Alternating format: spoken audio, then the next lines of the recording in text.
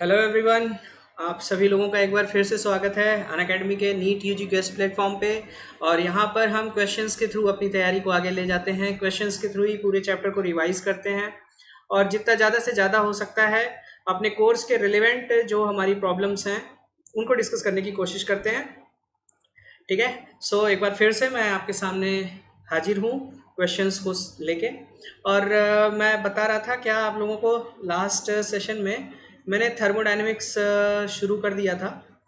सो अभी इस सेशन में हम लोग फिर से थर्मोडायनेमिक्स ही स्टार्ट करेंगे और थर्मोडायनेमिक्स का पीवाईक्यू पार्ट वन करेंगे। और इस पीवाईक्यू पार्ट वन में 2019 से लेकर 2005 तक के जितने भी एआईपीएमटी और नीट की प्रीवियस ईयर प्रॉब्लम्स हैं उनको डिस्कस करेंगे। ठीक है। Hello everyone. हाँ, और जो लोग नए हैं उनको मैं बता दूं कि मैं यहाँ हर चैप्टर को क्वेश्चन के थ्रू रिवाइज करने की कोशिश करता हूँ। हर एक चैप्टर से 2-3 पार्ट उठाता हूँ जिसमें से मॉडल पेपर्स होते हैं और फिर इसके बाद हम लोग पीवाईक्यूज करते हैं। और इस पूरी सीरीज का एक ही मकसद होता है कि आपको उस पर्टिकुलर चैप्टर से रिलेटेड इतने सारे क्वेश्चंस दे दिए जाएं कि एग्जामिनेशन हॉल में आप उस चैप्टर से रिलेटेड अगर प्रॉब्लम्स आती हैं तो ईजिली उनको कर पाइए। ठीक है। और अभी तक मैंने जितने भी चैप्टर्स करवाए हैं अच्छा ही रिस्पॉन्स रहा है। आई होप बच्चे अच्छा कर रहे होंगे। ठीक है। और हर एक सीरीज में मैं 30 से 35 क्वेश्चन रखता हूं ताकि आप अच्छे से एब्जॉर्व कर पाइए कंसेप्ट को। इसको और बेटर वे में एब्जॉर्व करने के लिए आप क्या करिए, रेगुलर इस चैनल को फॉलो करते रहिए। और वीडियो जैसे ही खत्म होती है मैं अपने टेलीग्राम लिंक पे ये सारे पीडीएफ्स को शेयर कर देता हूँ। आप वहां से जाके उसको डाउनलोड कर सकते हैं और आपको जो टेलीग्राम का लिंक है वो डिस्क्रिप्शन बॉक्स में मिल जाएगा। सो प्लीज़ आप लोग इसको देखिए, इसको जितना ज़्यादा से ज़्यादा शेयर कर सकते हैं शेयर कीजिए और टेलीग्राम चैनल ज्वाइन करके उस सारी पीडीएफ को लेकर के सॉल्व कीजिए। आपके लिए बहुत बेनिफिशियल रहेगा ये। Okay, so let's crack it. और ये चीज़ शुरू करने से पहले कुछ एक इंपॉर्टेंट बातें कर लेते हैं। जैसे कि मेरा नाम है शुभम श्रीवास्तव और मैंने अपनी पोस्ट ग्रेजुएशन कर रखी है बनारस हिंदू यूनिवर्सिटी से। साथ ही साथ ऑल इंडिया रैंक 22 थी मेरी CSIR नेट के एग्जामिनेशन में। और पिछले 7 से ज़्यादा सालों से आप जैसे एस्पिरेंट्स को मैं पढ़ा रहा हूँ। सो आई होप आप भी अच्छा करेंगे। इस समय आप इंडिया के सबसे अच्छे ऑनलाइन लर्निंग प्लेटफॉर्म से जुड़ चुके हैं जो कि है अनअकैडमी। और अगर आप नहीं जुड़े हुए हैं तो प्लीज़ इसको सब्सक्राइब कर लीजिए, आपका बहुत बेनिफिट होगा। और बेटर वे में सब्सक्रिप्शन आप चाहें तो प्लस सब्सक्रिप्शन ले सकते हैं। अनअकैडमी के प्लेटफॉर्म को आप लोग मोबाइल पे भी एक्सेस कर सकते हैं तो कोई दिक्कत नहीं है, ईज ऑफ लर्निंग है। यहाँ अगर आप प्लस सब्सक्रिप्शन लेते हैं तो प्लस सब्सक्रिप्शन पे आपको मिलता है बहुत कुछ। प्लस सब्सक्रिप्शन पे आपको डेली लाइव क्लासेस मिलती हैं, एक वेल स्ट्रक्चर्ड कोर्स मिलता है, लाइव टेस्ट और क्विजेस मिलती हैं ताकि ये पता किया जा सके कि आपकी प्रिपरेशन कैसी चल रही है। और अगर आपका कोई लेक्चर गलती से मिस हो जाता है तो आप रिकॉर्डेड वीडियोस के थ्रू अनलिमिटेड एक्सेस कर सकते हैं। सो इतना सब कुछ आपको मिलता है मात्र मात्र कुछ पैसों में। ठीक है। सो ये आप अगर फीस देखिएगा तो इट इज़ वेरी लेस, है ना। तो मेरा तो यही कहना है कि आप लॉन्ग टर्म के लिए अटैचमेंट लीजिए। ठीक है, क्योंकि आपको 6 महीने 1 महीने में तो कोई तैयारी नहीं होती है ना। सो आप या तो 1 साल का या फिर 2 साल का सब्सक्रिप्शन कम से कम लेके जाइए। और 2 साल का सब्सक्रिप्शन आप देख सकते हैं कितने कम पैसों में है। और जब आप ये सब्सक्रिप्शन लेते हैं तो प्लीज़ मेरा कोड SHUBH यूज़ करना ना भूलिए, इससे आपको 10% डिस्काउंट मिलता है और साथ ही साथ मुझे और भी अच्छे वीडियोस बनाने का मौका मिलेगा। अगर आप ये सब्सक्रिप्शन ले चुके हैं तो प्लीज़ इस सब्सक्रिप्शन के कोड को शेयर कीजिए। ये किसी भी कोर्स में अनअकैडमी में वैलिड माना जाएगा। सो अगर आपके कोई रिलेटिव्स हैं वो दूसरे एग्जाम्स की तैयारी कर रहे हैं या सेम एग्जाम्स की तैयारी कर रहे हैं तो उन्हें भी आप प्लीज़ इस कोड के बारे में बताइए। ठीक है, ये बहुत बेनिफिशियल होगा हम सभी लोगों के लिए। ओके, सो ये थी इंपॉर्टेंट बातें। अब हम शुरू करते हैं आज का लेक्चर। और आज के लेक्चर में मैंने क्या करना है मैंने बता दिया आप लोगों को कि हम लोग थर्मोडायनेमिक्स का पीवाईक्यूज करेंगे। पीवाईक्यू पार्ट वन करेंगे। सो देखते हैं क्या क्या क्वेश्चंस हैं। प्रैक्टिस मैंने करा ही दी है 2 सीरीज में, बहुत ज़्यादा कठिन क्वेश्चन नहीं है इसमें। ठीक है, जब हम इलेक्ट्रो और इक्विलिब्रियम पढ़ लेंगे तब इससे जो मर्ज प्रॉब्लम आती है वो थोड़ी डिफिकल्ट होती है। केवल थर्मोडायनेमिक्स की प्रॉब्लम नीट लेवल पे बहुत टफ नहीं आती है। तो देखते हैं क्या क्या प्रॉब्लम्स आती हैं, कितनी टफ है कितनी नहीं है। Let's start. ओके भाई, good evening everyone, good evening. शुरू करते हैं। करा an ideal gas expends isothermally from 10 to the power minus 3 meter cube to 10 to the power minus 2 meter cube at 300 Kelvin against a constant pressure of 10 to the power 5 newton पर metre square the work done on the gas is। तो work done का formula आप सभी लोगों को पता ही है, और यूनिट्स भी यहाँ हमको आंसर जूल में करना है, सब कुछ एमकेएस में दिया हुआ है, तो कुछ चेंज करने की जरूरत नहीं है, क्योंकि work done is equal to होता है minus P external into change in volume. तो माइनस पी एक्सटर्नल आपका 10 टू द पावर 5 है, और डेल्टा वी कितना आ रहा है, फाइनल वॉल्यूम है 10 टू द पावर -2, और ये है 10 टू द पावर -3। ठीक है, तो ये हमारा हो जाएगा -10 टू द पावर 5, और यहाँ से अगर हम 10 टू द पावर -3 कॉमन लें तो ये बचता है 10 - 1, है ना। सो ये हो जाएगा 9 into 10 to the power -3 into 10 to the power 5, negative में लगा दो जूल्स। सो ये कितना आ गया अपना -900 जूल्स आंसर हो जाएगा। सो इस हिसाब से option B is the correct one. So ये 2019 में पूछा गया क्वेश्चन है, आप देख सकते हैं, उड़ीसा नीट का क्वेश्चन था। बी ऑप्शन कितना इजी है, ठीक है, बी इज करेक्ट, एकदम सही। ठीक है फरीद, लेकिन पी डेल्टा वी नहीं होता, माइनस पी डेल्टा वी होता है, ध्यान रखना ना, उससे ये पता लगता है कि work done by the gas था या ऑन द गैस था। करा in which case change in entropy is negative. तो भैया जहां चेंज इन एंट्रोपी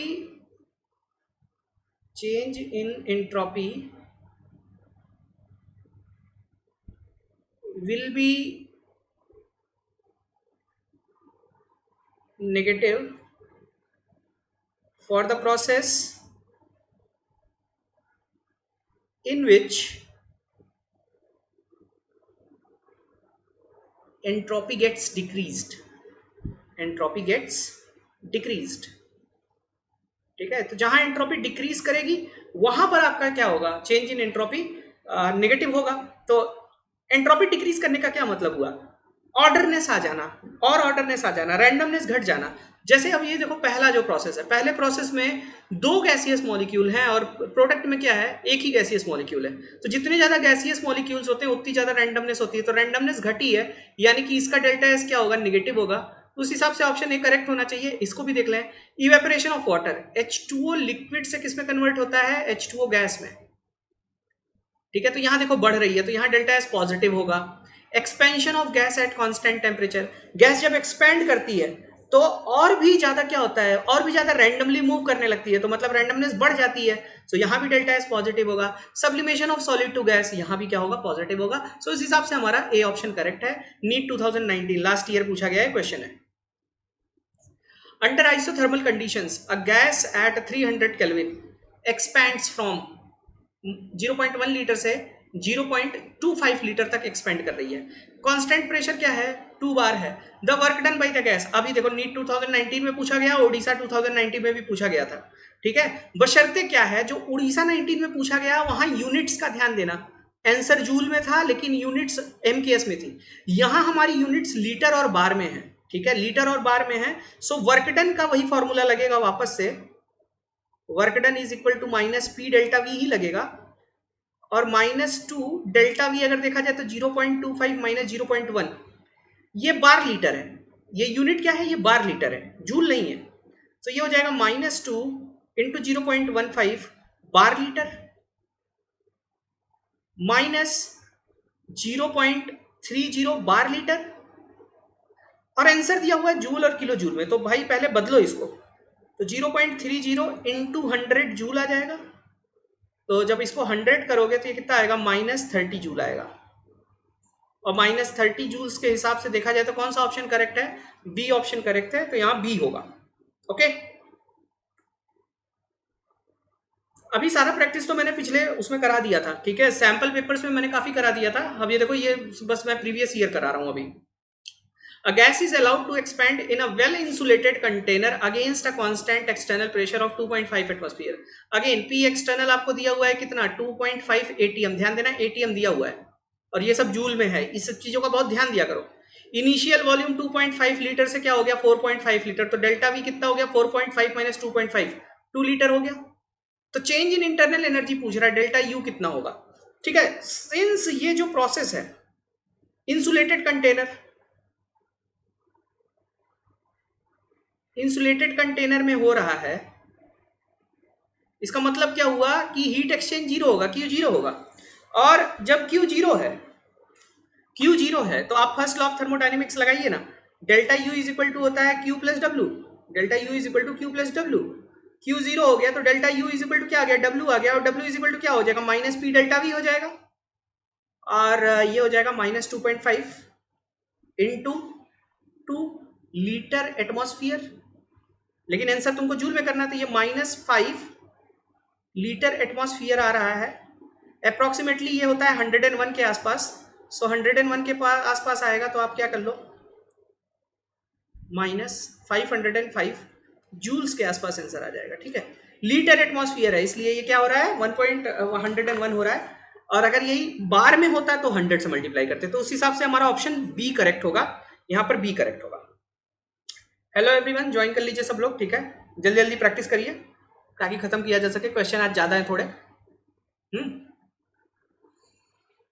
किसी को कोई देखो क्वेश्चन ज्यादा है तो थोड़ा मैं अगर स्पीड बढ़ा रहा हूँ तो आप लोग प्लीज कमेंट बॉक्स में बोल के बता दीजिएगा कि सर फास्ट हो रहा है, थोड़ा स्लो चलिए, या जैसा भी होगा बता दीजिएगा मुझे स्पीड से अगर कोई प्रॉब्लम होगी तो, या किसी क्वेश्चन में कुछ समझ नहीं आता है तो आप लोग कमेंट करके पूछ लीजिएगा, वरना मैं ऐसे ही चलता रहूंगा थोड़ा फास्ट, क्योंकि क्वेश्चन थोड़े से ज्यादा है आज, तो 1 घंटे से ज्यादा मैं नहीं चाहता समय ज्यादा जाए आप लोगों का। हाँ, तो नहीं समझ आता है तो रोक लीजिएगा, आप लोग पूछ लीजिएगा।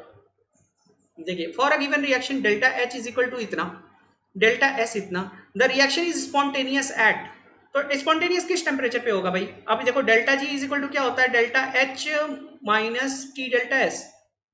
सो जब टी डेल्टा एस का मैग्नीट्यूड डेल्टा एच से ज्यादा हो जाए तभी होगा, या इसके बराबर हो जाए, इसी मतलब टी मिनिमम टेम्परेचर इस पे होगा। तो टी ग्रेटर देन क्या आ रहा है, ये इक्वल टू मत रखो, greater than delta H upon delta S पे आएगा, क्योंकि डेल्टा एस पॉजिटिव है और डेल्टा एच भी पॉजिटिव है। तो डेल्टा एच अपना हो गया, तो यानी कि T greater than 35.5 into 10 to the power 3 divided by 86.6 इतने केल्विन पे देखा जाएगा। सो जरा इसको कैलकुलेट करके देख लेते हैं, सभी लोग कैलकुलेटर निकालिए, देखिए कितना आ रहा है ये। 35,500 डिवाइडेड बाई 86.6, सो ये करीब करीब आ रहा है 86 ही था ना यार, नहीं 83 था, सॉरी 83 था। हाँ, so it is approximately T is greater then 425 kelvin से अगर ज्यादा होगा, ठीक है, तब जाके आपका ये प्रोसेस स्पॉन्टेनियस होगा। आई होप सबको समझ आया होगा कि ये कैसे हुआ। भाई डेल्टा एस दिया हुआ था, डेल्टा एस दिया हुआ था, तो पूछ रहा था कब जो है ये, हाँ ए ऑप्शन करेक्ट होगा, कब स्पॉन्टेनियस होगा। तो यार जब कभी भी टी डेल्टा एस का मैग्नीट्यूड डेल्टा एच के मैग्नीट्यूड से हायर हो जाए, अगर दोनों पॉजिटिव आ रहे हैं तो, है ना, तो इस तरीके से ये delta G is equal to delta H minus T delta S लगा के हमने कर लिया। आगे बढ़ते हैं, कह रहा है कि for a sample of perfect gas when its pressure is change isothermally from PI to PF the entropy change is given by.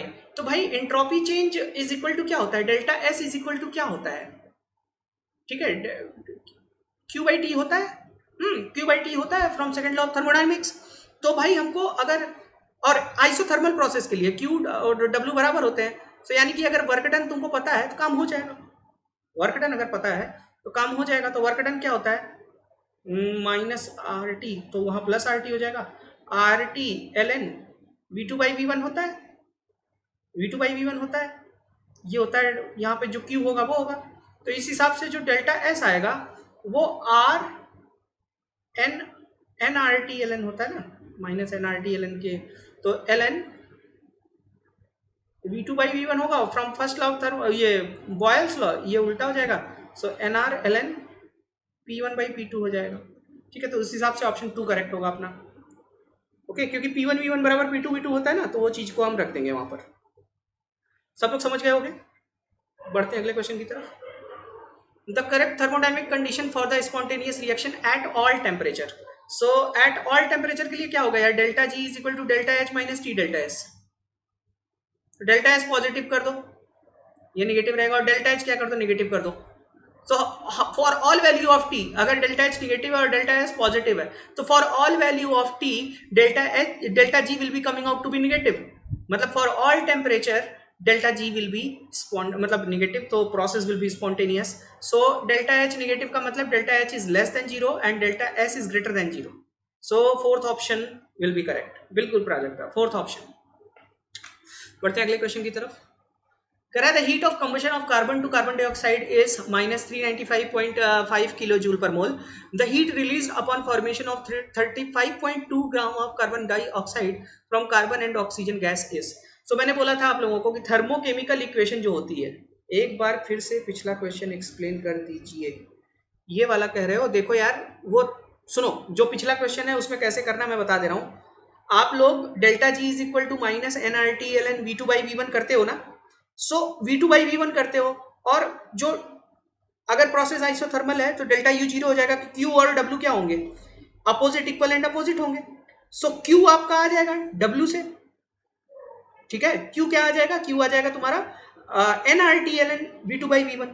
अब P1V1 is equal to P2V2. सो वो क्या आ जाएगा? NRT/ln P2/P1 आ जाएगा, और P2/P1 बाई टी कर दोगे, T cut जाएगा, तो NR/ln PF/PI PI/PF आ जाएगा. ठीक है, आप एक बार ट्राई करके देख लेना. अगर नहीं समझ आता है तो फिर मैं अभी करा के फिर एक बार करवा दूंगा.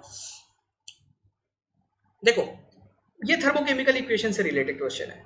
अब थर्मोकेमिकल इक्वेशन से रिलेटेड क्वेश्चन मैंने बोला था ना, एकदम मैथमेटिकल जैसा होता है ना. Heat of combustion of carbon to carbon dioxide, मतलब ये इस रिएक्शन की बात कर रहा है. C+O2 से जो CO2 बना, इससे रिलेटेड जो हीट है वो कितनी है? 393.5 किलो जूल पर मोल है. ओके, सो कह रहा है heat release upon formation of ये कार्बन डाइऑक्साइड फ्रॉम. ठीक है, सो ये देखो 44 ग्राम जब बनता है, 44 ग्राम कार्बन डाइऑक्साइड जब बनता है तो इतनी हीट रिलीज होती है. सो 1 ग्राम कार्बन डाइऑक्साइड के लिए कितनी हीट रिलीज होगी? -393.5 बाई 44 किलो जूल रिलीज होगी. तो भाई 35.2 ग्राम के लिए कितनी रिलीज होगी? -393.5 divided by 44 into 35.2 kilo joule heat release होगी. आप आंसर इसका कैलकुलेट करके देख सकते हैं. कैलकुलेशन करने में कितना आ रहा है? ये 393.5 इंटू 35.2 डिवाइडेड बाई 44. सो ये आ रहा है 314.8 किलो जूल आ रहा है. इसी को हम लोग 315 किलो जूल भी लिख सकते हैं अप्रोक्सीमेटली. सो उस हिसाब से हमारा कौन सा ऑप्शन करेक्ट हो गया? Option C will be the correct one. -C sign लगेगा, है ना, हीट रिलीज है तो माइनस साइन को हम फेवर करेंगे, है ना. एक्सोथर्मिक प्रोसेस के लिए क्या लगाते हैं? डेल्टा एच निगेटिव लगाते हैं ना, तो इसलिए ये होगा. आगे बढ़ते हैं. फॉर द रिएक्शन ये दिया हुआ है, डेल्टा यू इतना दिया हुआ है, डेल्टा एस इतना दिया हुआ है, डेल्टा जी कितना होगा? ठीक है, सो आप ये देखो, डेल्टा जी निकालने के लिए delta G is equal to क्या होता है? Delta H minus T delta S. So हमको यहां पर सब कुछ पता है लेकिन डेल्टा एच नहीं पता है. सो हम सबसे पहले क्या करेंगे? Calculate delta H. Delta H, so delta H is equal to क्या होता है? Delta U plus delta NGRT. ये मैंने कल क्या आज सुबह ही कई बार बताया है. सो डेल्टा एच की जगह तुम लिख दो delta U plus delta NGRT minus T delta S. Now put all the values. ठीक है, तुम्हारा डेल्टा यू कितना आया हुआ है? डेल्टा यू आया हुआ है 2.1 किलो कैलोरी, यानी कि 2100 कैलोरी. डेल्टा NG कितना है? डेल्टा NG अगर हम देखें, सो डेल्टा NG मैंने बताया था ना, प्रोडक्ट माइनस रिएक्टेंट. सो यहाँ प्रोडक्ट में 2 हैं, यहाँ पर कोई भी गैस नहीं है, तो डेल्टा NG कितना आ जाएगा? डेल्टा NG यहाँ 2 आ जाएगा. ओके, डेल्टा NG 2 रख देते हैं. सो 2 इंटू आर की वैल्यू 2 रखेंगे क्योंकि सब कुछ कैलोरी में चल रहा है, और टेम्परेचर अपना 300 है, माइनस अगेन 300, और डेल्टा एस कितना दिया हुआ है? 20 दिया हुआ है. ठीक है, सो ये आ गया अपना 2100 plus 1200 minus 600.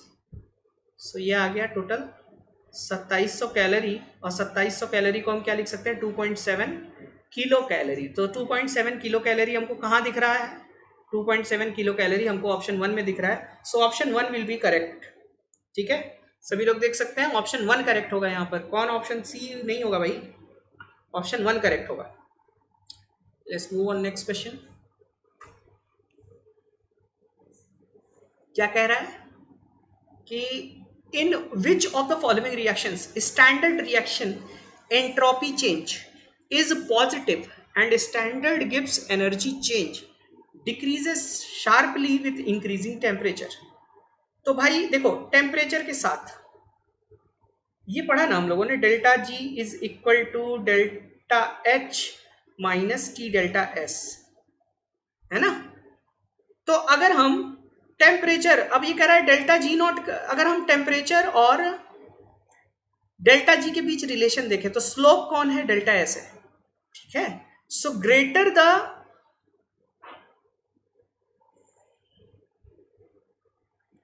Value of delta S sharper will be change.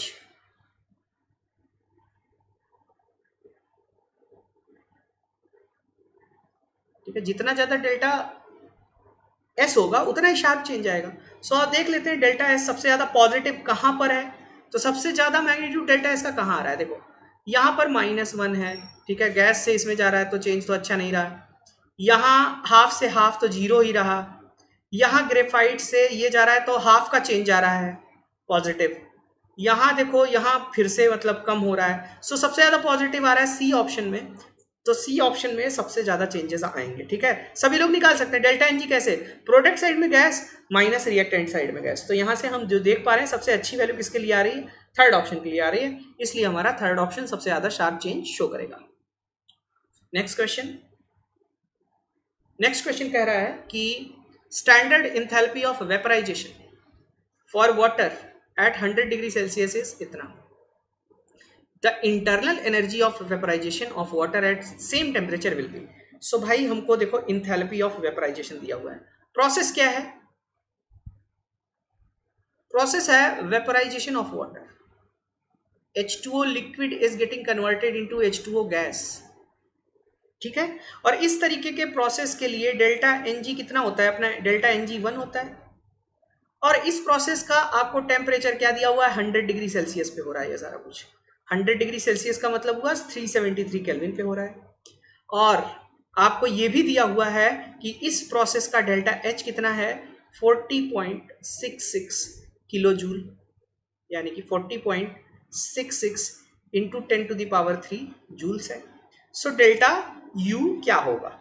सो बहुत बार हम लोग इक्वेशन यूज कर चुके हैं कि जब भी इस तरीके की प्रॉब्लम आए हमको करना क्या है? Delta H is equal to delta U plus delta N G R T करना है। So delta U is equal to क्या हो जाएगा? Delta H minus delta N G R T, और वैल्यूज को अब हम पुट कर देते हैं। तो डेल्टा एच हमारा कितना है? 4660 है ना, किलो जूल करोगे तो इतना ही आ जाएगा। माइनस डेल्टा एन जी कितना है? डेल्टा एन जी 1 है। जूल में बात चल रही है तो कितना रखोगे? 8.314 रखोगे, और टेम्परेचर कितना रखोगे? 373 रखोगे। तो जब हम इसको सॉल्व करेंगे तो आ जाएगा 4660 माइनस, और अगर हम कैलकुलेशन देखें तो कैलकुलेशन कितनी आ रही है भाई? ये सब सॉल्व करने पे कितना आ रहा है? 8.314 मल्टीप्लाइड बाई 373, ये आ रहा है 3101। ठीक है, इतने जूल्स। और इसमें से अगर हम सब्सट्रैक्ट कर देते हैं किसको? 4660 को, सो ये आता है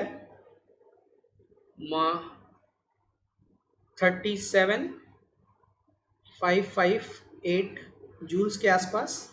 इसको जब हम और करेक्ट करेंगे तो ये आ जाएगा 37.56 किलो जूल के अराउंड, जो कि हमें किस ऑप्शन में दिखाई दे रहा है?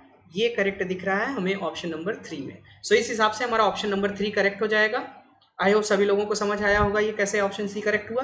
बेसिक देखो, देख रहे हो नीट के बारे में जो भी अभी तक जितने भी हम चैप्टर देख रहे हैं, एक आध क्वेश्चन अगर तुम छोड़ दो, एक्सेप्शनल मैं कह रहा हूं कि एक आध क्वेश्चन बहुत टफ रहा होगा, नीट कभी भी आपको परेशान करने वाले क्वेश्चन नहीं पूछता है।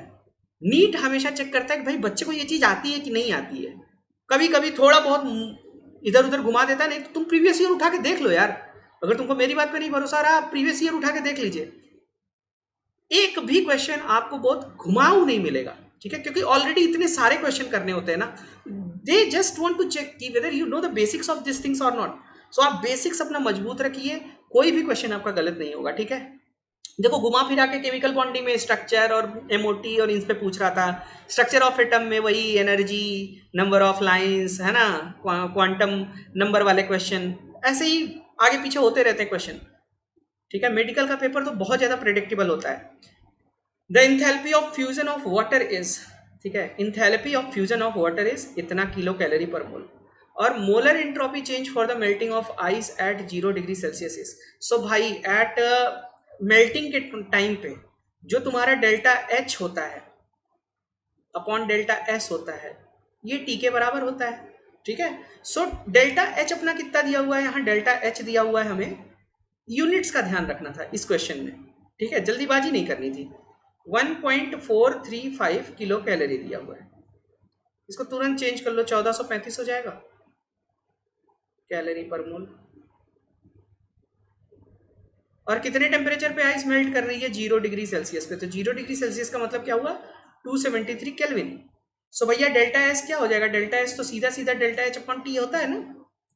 सो आपको 1435 डिवाइडेड बाई 273 कर देना, इतने केल्विन आंसर है, इतने कैलोरी आंसर आ जाएगा। ठीक है, इतने calorie per mole per kelvin, this will be the answer. इसको हम जरा सॉल्व करके देख लेते हैं कितना आ रहा है, 1435 डिवाइडेड बाई 273, ये आ रहा 5.25, 5.256 केल्विन, यानी कि आंसर के अकॉर्डिंग हम देखें तो 5.26 calorie calorie calorie per mole per kelvin, calorie per mole per kelvin आ जाएगा। ठीक है, so option number 1 will be the correct one. Okay, I hope everyone is getting my point, सभी लोगों को समझ आ रहा होगा। चलिए देखते हैं, कह रहा है कि which of the following is correct option for free expansion of an ideal gas under adiabatic condition। भैया ये जरा जल्दी से बता दो मुझे, 1 मिनट के अंदर तुम लोग तो जल्दी से बता दो इसका आंसर। ना ना ना, ए ऑप्शन गलत है, नहीं माना जाएगा। ए ऑप्शन गलत है, सी ऑप्शन भी गलत है। तुम लोग तो तुक्का मार रहे हो भाई, नीलामी चल रही क्या यहाँ। Bhanushali, you are thinking wrong.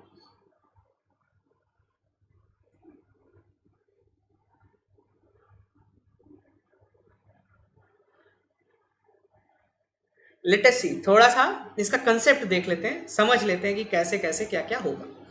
ठीक है, देखो कह रहा है कि फ्री एक्सपेंशन, फ्री एक्सपेंशन का मतलब होता है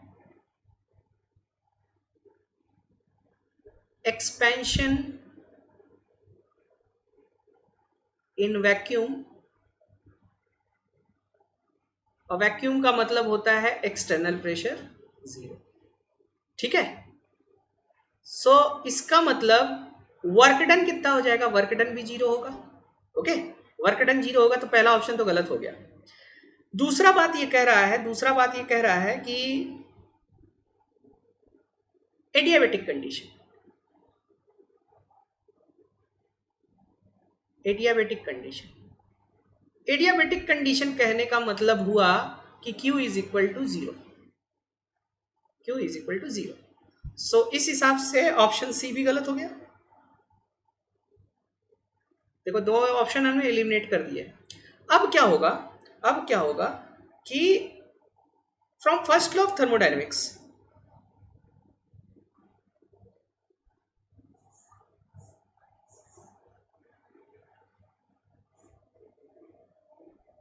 क्या पढ़े थे, चेंज इन इंटरनल एनर्जी बराबर Q प्लस W।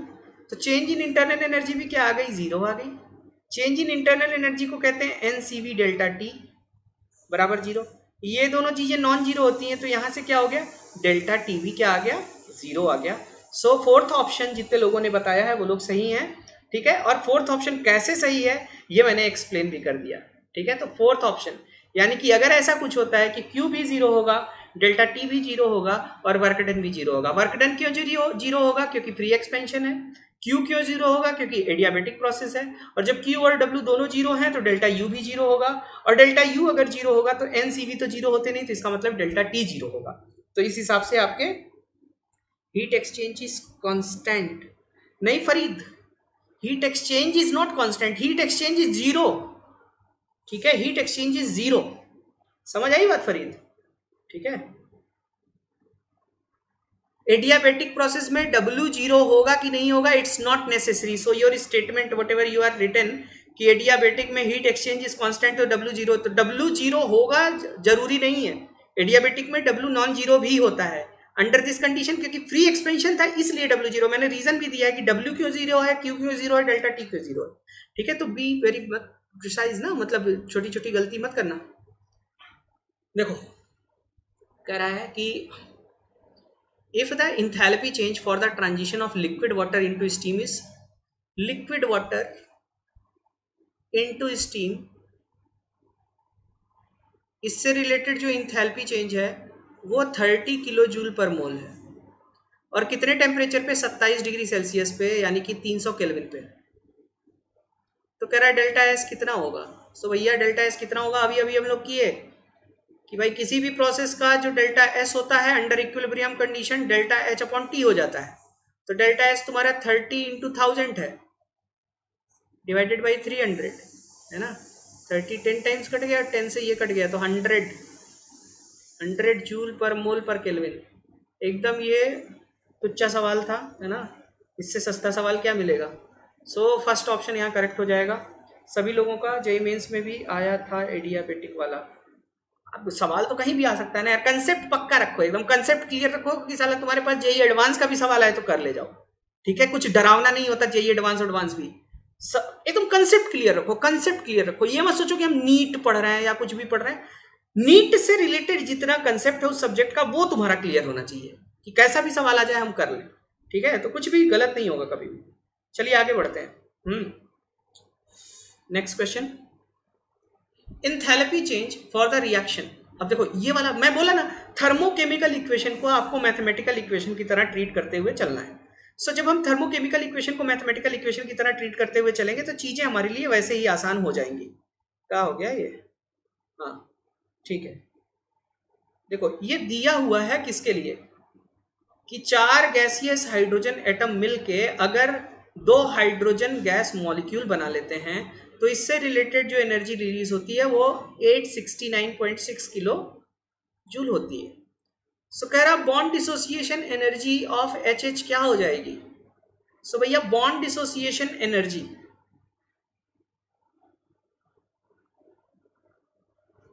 मैं बोला था ना जो भी चीज पूछी जाए उससे रिलेटेड आप प्रोसेस लिख लीजिए। तो बॉन्ड डिसोसिएशन एनर्जी डिफाइन किससे की जाती है कि कोई भी एक डायटोमिक अगर मॉलिक्यूल है, गैसियस मॉलिक्यूल है, तो उस गैसियस मॉलिक्यूल के 1 मोल को उसके आइसोलेटेड गैसियस एटम में तोड़ने के लिए जो एनर्जी रिक्वायर्ड होगी उसको कहेंगे। सो हाइड्रोजन की जो डिसोसिएशन एनर्जी होगी वो इस इक्वेशन से रिप्रेजेंट होगी। ठीक है, this equation is representing, this equation is representing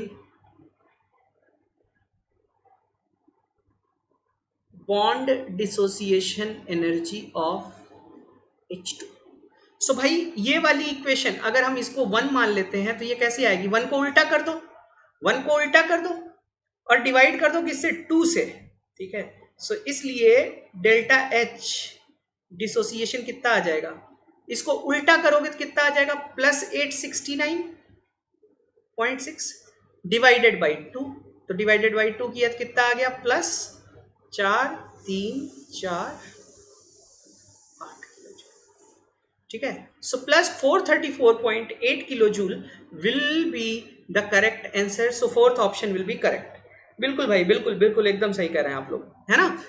thermochemical equation में जो थर्मोकेमिकल इक्वेशन अगर तुमको अच्छे से करनी है तो अगर अभी तक आपने डेफिनेशन ढंग से नहीं समझी है ना, कि बॉन्ड डिसोसिएशन एनर्जी क्या होती है, हीट ऑफ फॉर्मेशन क्या होता है, हीट ऑफ कंबशन क्या होता है, हीट ऑफ एटमाइजेशन क्या होता है, सो पहले आप जाके न्यूमेरिकल मत सॉल्व कीजिए, पहले जाके वो डेफिनेशंस अपनी क्लियर कीजिए। डेफिनेशंस एक बार क्लियर हो गई, आपको इक्वेशन लिखनी आ गई, सो आप थर्मोकेमिकल इक्वेशन के साथ खेल सकते हैं। ठीक है, सो प्लीज अगर आपने नहीं तैयारी की है तो जाके पहले आप डेफिनेशंस अपनी क्लियर कर लीजिए। 10 मिनट 15 मिनट लगेगा आज। नेक्स्ट क्वेश्चन, फिर से थर्मोकेमिकल इक्वेशन। मैंने बोला था ना जो भी डिजायर्ड है वो कैसे आएगा, बस ये देख लो।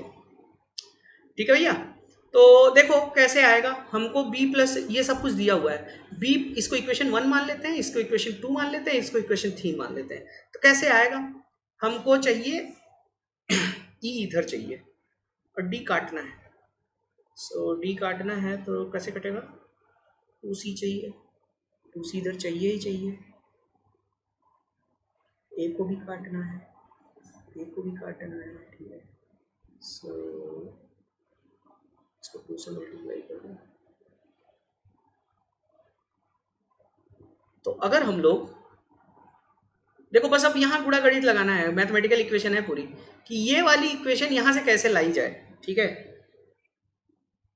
बड़े डेल्टा है, कहाँ डेल्टा है, ठीक है। तो देखते हैं कैसे निकलेगा ये को गायब करना है, ये को गायब करना है, तो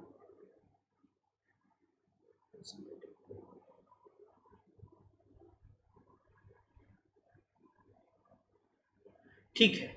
सो अगर हम लोग मान लो ये कर दें, यहाँ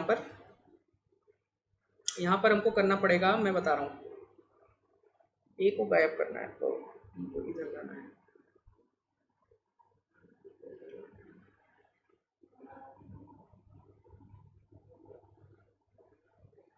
टू इंटू 1 करो, ठीक है। Second equation minus 2 into first equation, okay. और फिर माइनस थर्ड इक्वेशन। इतनी चीज़ें अगर हम लोग करते हैं तो देखते हैं क्या आता है, आई गेस सही आना चाहिए। सेकेंड इक्वेशन हो जाएगी हमारी 3b से 2c प्लस डी, और सेकेंड इक्वेशन हो गई। -2 इंटू 1 करना है, तो -2 इंटू 1 करने का मतलब ये उल्टा कर दो, सो 2b गिविंग a हो जाएगा, और -3 इसको उल्टा कर दो तो ये हो जाएगा e plus 2c b plus d हो जाएगा।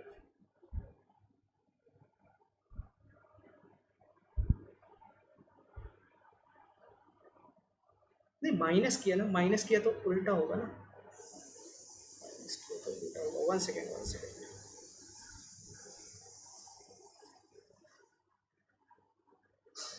माइनस किया तो ये 2d हो जाएगा, ये e प्लस a आएगा, प्लस a आएगा। तो इसको करके देख लेते हैं एक बार।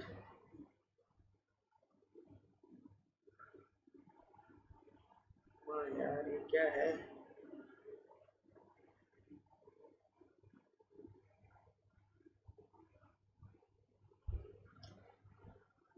एक सेकेंड, ये गलत हो गया यार।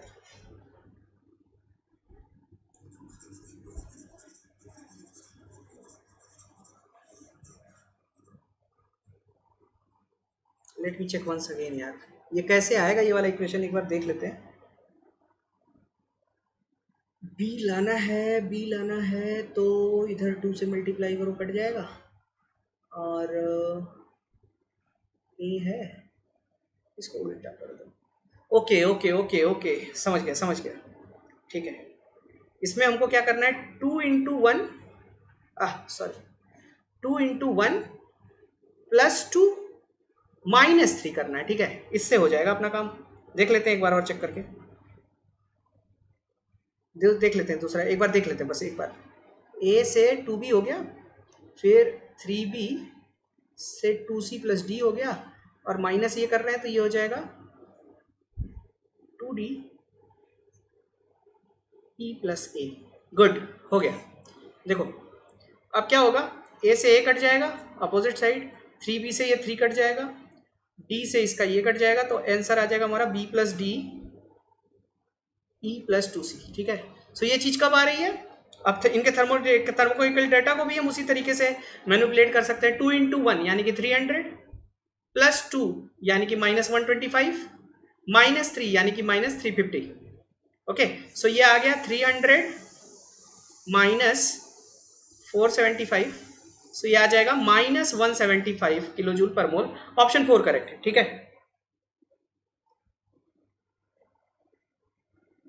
ऑप्शन 4 करेक्ट है। ये देखो, अब ये वाला क्वेश्चन, ये मैं बोला था ना कि ये बॉन्ड एनर्जी वाले क्वेश्चन बहुत इंपॉर्टेंट होते हैं और कई बार आते हैं ना, कई बार आए हुए हैं और अलग अलग फॉर्म में आए हुए हैं। ठीक है, बस ध्यान क्या रखना होता है in terms of bond energy, मैं फिर से रिपीट कर रहा हूं, in terms of bond energy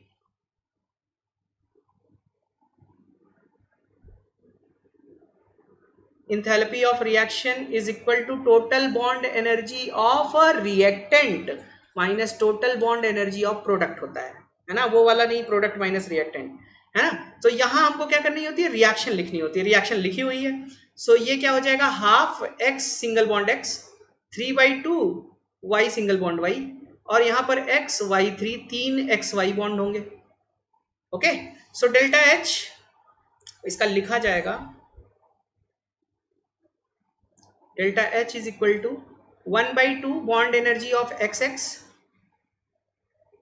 plus 3/2 bond energy of YY minus 3 bond energy of क्या क्या चीज, XY।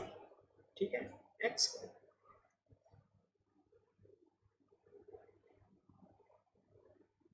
सो इसमें करना क्या है, तो इंट्रॉपी निकालनी है, तो ये इंट्रॉपी बॉन्ड इंट्रॉपी से निकल जाएगा, स्टैंडर्ड इंट्रॉपी से, तो यही चीज आएगी हाफ। तो डेल्टा एस इसका आ जाएगा क्या, एक्स एक्स का कितना दिया हुआ है 60, और फिर 3/2 वाई वाई का कितना दिया हुआ है, वाई वाई का 40 दिया हुआ है, माइनस 3 इंटू एक्स वाई का कितना दिया हुआ है, 50 दिया हुआ है। सो ये आ गया तुम्हारा 30 plus 60 minus 150। So delta S is coming out to be, delta S is coming out to be 639 minus 60। ठीक है, माइनस 60 डेल्टा है, और डेल्टा एच अपना दिया हुआ है कितना, डेल्टा एच दिया हुआ है माइनस 30 किलो जूल। सो किस टेम्परेचर पे ये हो जाएगा, है ना।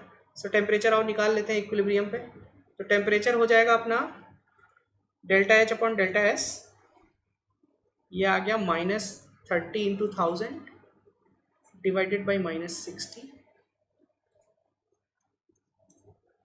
500 केल्विन, 500 केल्विन पे होगा ऑप्शन 4। ऑप्शन 4 होगा आकाश, ऑप्शन 4 होगा, आप एक बार फिर से चेक कर लो ना, option 4 will be the correct one. कैसे हुआ सबको समझ आया होगा, बढ़ते हैं आगे। 3 moles of an ideal gas expand spontaneously into vacuum. So expansion in vacuum मतलब free expansion, फ्री एक्सपेंशन मतलब P एक्सटर्नल 0, मतलब वर्क डन भी 0 होगा। ठीक है, so in free expansion work done 0, option 4 will be correct. बिल्कुल, बड़ा तेज answer दिए भाई तुम लोग। हाँ, बढ़ते हैं अगले क्वेश्चन की तरफ। For vaporization of water at 1 atmospheric pressure, the value of delta H, delta S are इतना इतना respectively. The temperature when gives free energy for this transformation will be 0. So फिर से वही चीज पूछ लिया, T इज इक्वल टू हमारा क्या हो जाएगा, delta H upon delta S हो जाएगा। कितना आ जाएगा, डेल्टा एच कितना है 40.63 किलो जूल है। ठीक है, डिवाइडेड बाई 108.8। ठीक है, इसको अगर हम कैलकुलेट कर लें तो कितना आता है आंसर, 4630 डिवाइडेड बाई 108.8, 373 के अराउंड आ रहा है। ठीक है, 373.4375 केल्विन। ठीक है, सो उस हिसाब से देखा जाए तो अपना थर्ड ऑप्शन करेक्ट है, थर्ड ऑप्शन करेक्ट है, सीधा सीधा क्वेश्चन है। ठीक है, देख रहे हो ना किस तरीके के क्वेश्चन पूछे जा रहे हैं। ये वाला क्वेश्चन फिर से ये थर्मोकेमिकल इक्वेशन पे, एक बार वो क्वेश्चन पूछ रहा है तो एक बार थर्मोकेमिकल इक्वेशन पूछ रहा है। The following two reactions are known as this, है ना। So the value of delta H for the following reaction. Now the question comes कि how will you get this, अगर इसको मैं ऑप्शन इक्वेशन 1 मान लेता हूँ, इसको इक्वेशन 2 मान लेता हूँ, सो आपको ये चीज यहाँ से कैसे मिलेगी। ठीक है, तो मुझे जहां तक दिख रहा है, वो अगर हम 1 - 2 × 2 कर दें, ठीक है, 1 - 2 × 2 कर दें, 1 - 2 × 2 कर दें, तो ये आना चाहिए। तो 1 क्या है हमारा, Fe2O3 सॉलिड है, 3CO गैसियस है, 2Fe सॉलिड है, फिर 3CO2 गैसियस है। और उल्टा कर दो, 2 से मल्टीप्लाई करके, तो ये 2Fe सॉलिड हो जाएगा, ठीक है, 2Fe solid plus 2CO2 gas और 2FeO सॉलिड और 2CO गैस। सो भैया 2CO गैस से इसका 3 कट जाएगा, 2CO2 गैस से इसका 3 कट जाएगा, 2FeS, ये पूरा FeS कट जाएगा। तो हमारी जो डिजायर्ड इक्वेशन थी वो डिजायर्ड इक्वेशन आ रही है, यानी कि इस इक्वेशन को लगाने पर तो मतलब हम ये वाला काम आगे बढ़ा सकते हैं हीट डेटा के लिए। तो हीट डेटा क्या हो जाएगा, 1 में कितना है -26.8 है, -2 इंटू उल्टा कर दो, उल्टा कर दो तो कितना आ गया 16.5, तो ये आ गया -26.8 और 16 32 33, ठीक है, माइनस है प्लस 33 है ना, तो ये आ जाएगा तुम्हारा 6.2 kilo joule, 6.2 kilo joule. Option 4 will be correct. Next question देखो, एक वो क्वेश्चन आया था, अगला क्वेश्चन ये आ गया ये कह रहा है कि डेल्टा एच और वो दिया हुआ है, तो प्लीज आप लोग ये खुद से करिए, है ना, ये सेल्फ एक ही तरीके की प्रॉब्लम है, इसको खुद से आप कर सकते हैं, ठीक है, बहुत इजीली सॉल्व हो जाएगा, समझ आ ही गया होगा कैसे सॉल्व होगा, ठीक है। चलते हैं आगे क्वेश्चन की तरफ। थोड़ा एक चीज का ध्यान देना है, इसमें एग्जैक्ट टेम्परेचर नहीं दिया हुआ है, सारे टेम्परेचर आप चेक कर लेना। जैसे आप देखो, इसमें मैं बता ही दे रहा हूँ, इसमें जब सॉल्व करोगे तो टेम्परेचर तुम्हारा आ रहा है delta H upon delta S से ऊपर होना चाहिए, और डेल्टा एच अपना दिया हुआ है कितना 170 किलो जूल दिया हुआ है, और ये दिया हुआ है 170, तो यानी कि 1000 केल्विन पे तो ये स्पॉन्टेनियस होगा, ग्रेटर देन 1000 केल्विन पे होगा, ठीक है। तो ग्रेटर देन 1000 केल्विन ये है नहीं है, ये है नहीं है, ये है नहीं है, सो ये भले आंसर से मैच नहीं कर रहा है, लेकिन ग्रेटर देन 1000 है, तो सेकंड ऑप्शन यहाँ करेक्ट होगा, ठीक है, ध्यान देना। फिर से देखो, बॉन्ड डिसोसिएशन इंथैल्पी पे प्रॉब्लम आ गई कि from the following bond energies, ये सब दिया हुआ है, तो ये कैसे निकालोगे, ठीक है। अब मैंने बताया था ना कि for this kind of reaction delta H is equal to summation of bond energy of reactant minus summation of bond energy of product, ये काम करना है। सो अब यहां पर हमारा रिएक्टेंट क्या क्या है, रिएक्टेंट देखो ये है इथीन, इथीन में कितने CH बॉन्ड हैं, 4 CH बॉन्ड की एनर्जी प्लस एक CC बॉन्ड की एनर्जी प्लस एक HH बॉन्ड की एनर्जी माइनस 6 CH बॉन्ड है, 6 CH बॉन्ड की एनर्जी और एक माइनस एक C सिंगल बॉन्ड C की एनर्जी। सो अब आप सारा रख दीजिए, ठीक है। अल्टीमेटली इसको थोड़ा सा सॉल्व कर लेते हैं, तो CC बॉन्ड एनर्जी एक और HH बॉन्ड एनर्जी एक माइनस ये 4 से घटा दो तो ये -2CH हो जाएगा और minus C single bond C, ठीक है। वैल्यूज को पुट कर देते हैं, C डबल बॉन्ड C की बॉन्ड एनर्जी कितनी है 606.1, HH की बॉन्ड एनर्जी कितनी है HH की 431.37, ठीक है, -2CH, CH की बॉन्ड एनर्जी कितनी है 410.5 है, सो 820 821 हो जाएगा, ठीक है। और CC का कितना है, C सिंगल बॉन्ड C 336.49 है, ठीक है।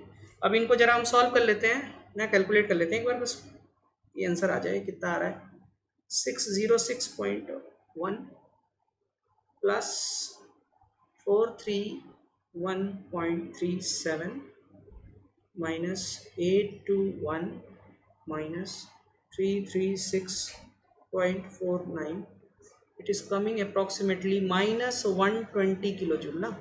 सो -120 किलो जूल कहाँ दिख रहा है हमको, एकदम आंख बंद करके मार दो, ऑप्शन बी, ठीक है, एकदम 100% करेक्ट है, कोई गलती नहीं है।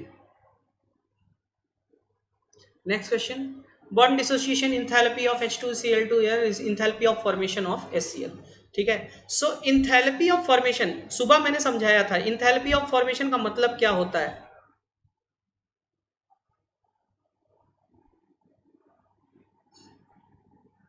ठीक है, it is enthalpy change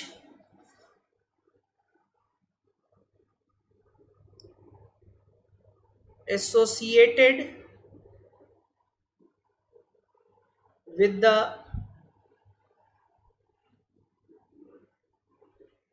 formation of 1 mole of a compound from their elements in their reference state. Reference state का मतलब क्या होता है? मोस्ट स्टेबल एलिमेंटल फॉर्म होती है। सो जो उसमें आएगा वही बनेगा, ठीक है। तो जैसे अब HCl का कह रहा है, सो इस HCl का एंथैल्पी ऑफ फॉर्मेशन क्या दिया जाएगा? Formation of 1 mole of HCl through constituent atoms के जो रेफरेंस फॉर्म है हाइड्रोजन और क्लोरीन से। सो इसको बैलेंस कर लो। इधर आपको किसी से नहीं मल्टीप्लाई करना होता है एंथैल्पी ऑफ फॉर्मेशन में, केवल HCl होता है। सो अब इसका जो डेल्टा H लिखा जाएगा, डेल्टा H क्या लिखा जाएगा यार? Half bond energy of H2 plus half bond energy of Cl2 minus bond energy of HCl, ठीक है। इन सारी वैल्यूज को पुट कर दो। तो हाइड्रोजन का कितना दिया हुआ भैया? 434 दिया हुआ है। तो 1/2 434 प्लस 1/2 242 माइनस 431 आ जाएगा आंसर। ये हो जाएगा 217 प्लस 121 माइनस 431, कितना आ गया? 7 1 8 2 1 3 है ना, 338 माइनस 431। सो ये आ जाएगा करीब करीब 93 माइनस 93 किलो जूल, क्या minus 93 kilo joule per mole. Okay, so the option 4 will be correct. Option 4 will be correct. पढ़ते हैं नेक्स्ट क्वेश्चन की तरफ। Which of the following are not state function? So state function Q plus W delta U, delta U is a state function, ठीक है। Delta U state function है। W work done is a path function. सो भैया जहां जहां third option है वो तो गलत हो गया। Q also is a path function, ठीक है। H minus TS is equal to G is a state function. So आपका क्या हो जाएगा? First and fourth, second option will be correct. 107 आ रहा है कहां से भैया? 107 आ रहा है तुम्हारा? 107 कैसे आएगा? जरा कैलकुलेट करके देखो तुम।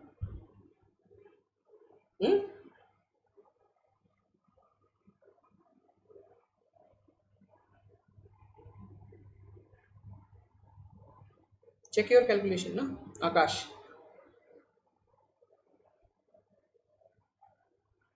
पढ़ते हैं आगे।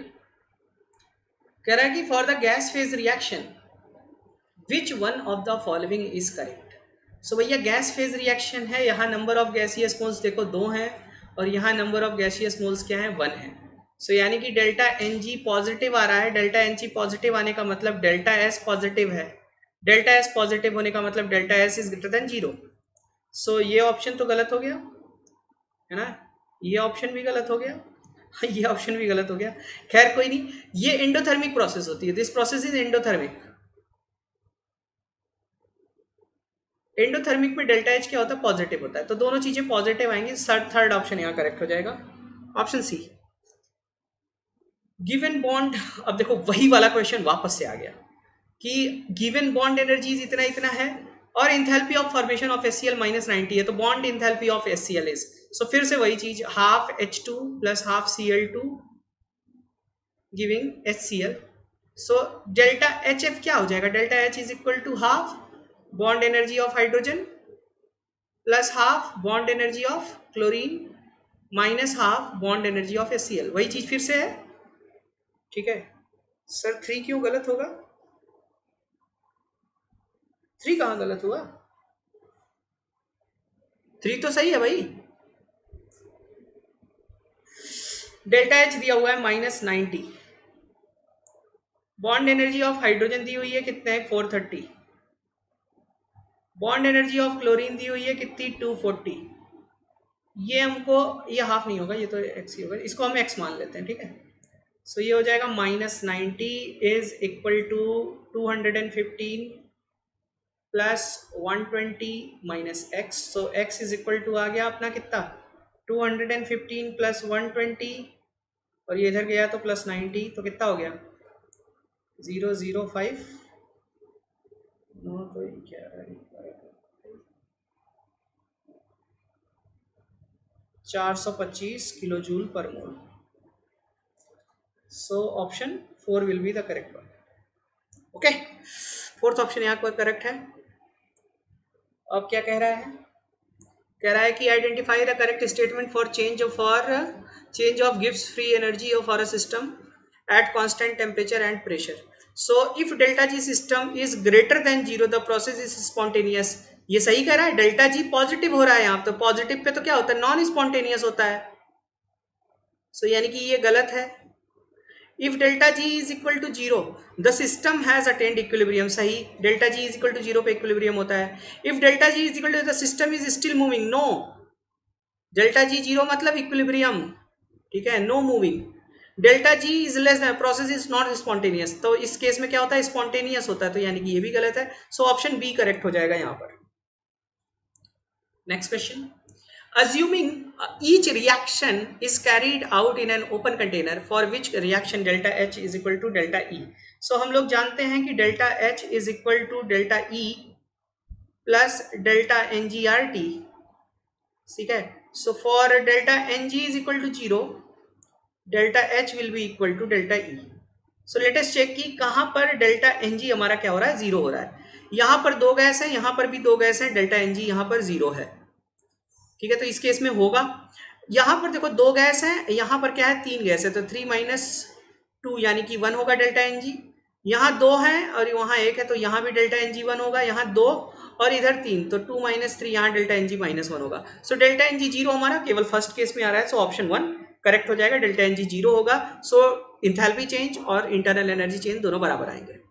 Next question, the enthalpy of combustion of H2 cyclohexene and cyclohexane are इतना, ठीक है। So heat of hydrogenation of cyclohexene is, मैंने बोला है आप लोगों को अभी कि आप लोग अगर डेफिनेशन नहीं क्लियर है तो जाके डेफिनेशन पहले क्लियर कर लीजिए, ठीक है, डेफिनेशन पहले क्लियर कर लीजिए, फिर जाके आप लोगों को ये सारे क्वेश्चन बहुत आसानी से होने लगेंगे, ठीक है। 2008 वाला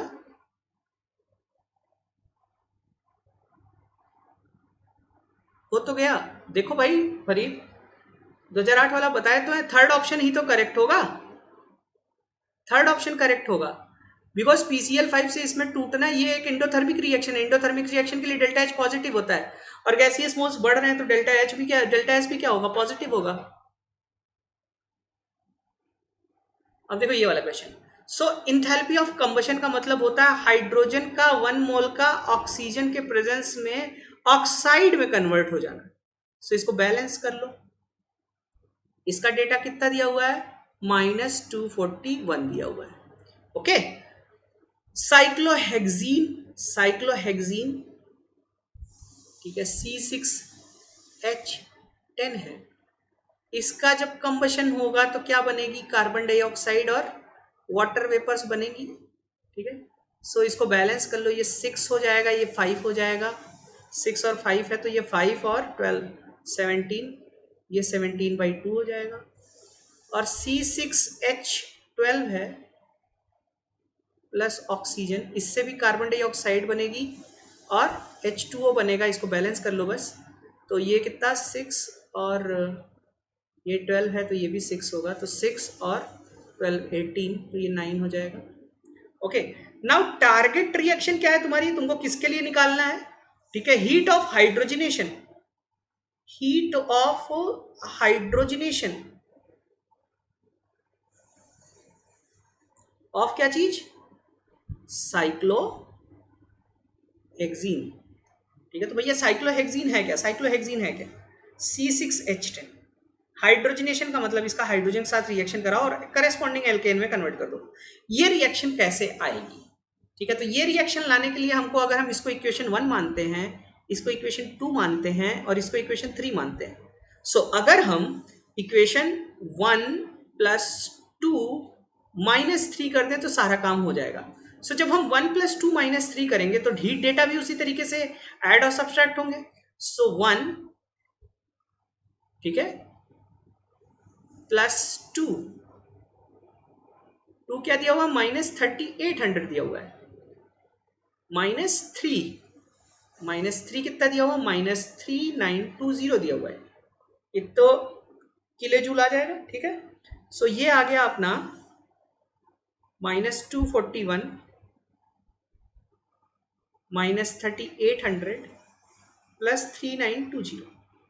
ओके, तो ये आ गया -241 और ये हो जाएगा +120, ये आ जाएगा अपना -121 किलो जूल पर मोल। तो -121 किलो जूल हमको कहाँ दिख रहा है, ऑप्शन 1 में दिख रहा है, तो फर्स्ट ऑप्शन यहाँ करेक्ट हो जाएगा।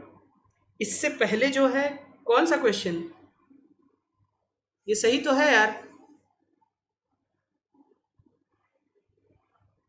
कौन से क्वेश्चन की बात ये कर रहा है भाई। W जो है वर्क फंक्शन नहीं हो, ये पाथ फंक्शन होता है ना W, work done is a path function, इसलिए ऐसा हो रहा है।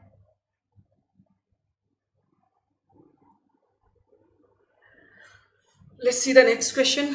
The enthalpy and entropy change for the reaction, ये इतना, इस बार टेम्परेचर विद इक्विलिब्रियम, फिर से वही चीज आ गई भाई, delta H upon delta S T होगा। ठीक है, तो डेल्टा एच अपना कितना है, डेल्टा एच कितना है, 30 किलो जूल है, 30 × 1000 डिवाइडेड बाई 105, कितना केल्विन आएगा। ठीक है, इसको सॉल्व कर लो,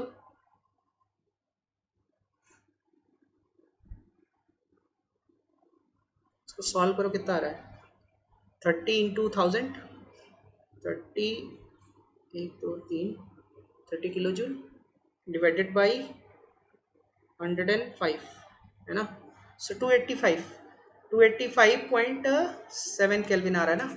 so option 1 will be the correct one. क्या बोल रहा है ये, नॉट स्टेट फंक्शन, और बता तो दिए यार, वर्क जो होता है वो स्टेट फंक्शन नहीं होता, पाथ फंक्शन होता है। उसमें पूछा कौन से स्टेट फंक्शन है केवल, समझे, एक बार फिर से अभी पीडीएफ डाउनलोड करके देख लेना। A reaction occurs spontaneously if, so भैया delta G is equal to क्या होता है अपना, delta G is equal to delta H minus T delta S. So delta H और डेल्टा एस दोनों पॉजिटिव हैं, डेल्टा एच भी positive not favourable, delta S positive favourable. So अगर favourable वाला का डेल्टा एच बड़ा हो गया तब तो ये पॉजिटिव आएगा, उस केस में डेल्टा जी पॉजिटिव आएगा, सो स्पॉन्टेनियस तो नहीं होगा। T delta S is greater then, ठीक है, टी डेल्टा एस बड़ा हो और डेल्टा एच जो है छोटा हो, और डेल्टा एच तो ये नॉन फेवरेबल और ये फेवरेबल, तो इस केस में तो डेल्टा जी निगेटिव आएगा। टी डेल्टा एस बराबर 0 हो, ये बराबर हो तो डेल्टा जी तो 0 आ जाएगा, और टी डेल्टा एस बड़ा हो और ये निगेटिव हो तो हमेशा पॉजिटिव ही आएगा, डेल्टा जी तो है ना, पॉजिटिव आएगा। सो स्पॉन्टेनियस कब होगा, जब निगेटिव होगा, तो सेकंड ऑप्शन यहाँ पर करेक्ट होगा, आप लगा के देख सकते हो। ठीक है, फोर्थ नहीं होगा अभिषेक, सेकंड ऑप्शन करेक्ट होगा, देख लेना। ठीक है, कोई दिक्कत हो तो बोल दो अभी। Which of the following pairs of a chemical reaction is certain to result in a spontaneous reaction? ठीक है, स्पॉन्टेनियस रिएक्शन सर्टेन कब होती है, जब डेल्टा एच निगेटिव हो और डेल्टा एस पॉजिटिव हो, तो हमेशा स्पॉन्टेनियस होती है। तो डेल्टा एच निगेटिव का मतलब होता है एक्सोथर्मिक, और डेल्टा एस निगेटिव का मतलब होता है इंक्रीजिंग डिसऑर्डर। तो एक्सोथर्मिक एंड इंक्रीजिंग डिसऑर्डर मतलब थर्ड ऑप्शन करेक्ट हो गया, तो इसलिए ये होगा।